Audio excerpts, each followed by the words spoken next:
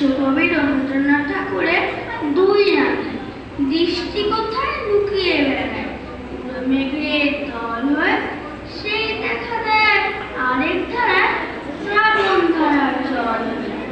আমি ভাবি চুপটি করে দশাহার যদি এই বা জানে আমি আবার আরেকজন বলি একজন আরে তোমরা যেন আরেক আমি কারোই না, কেমন বড় ভাবখানা তা মনে আনতে পারোই না।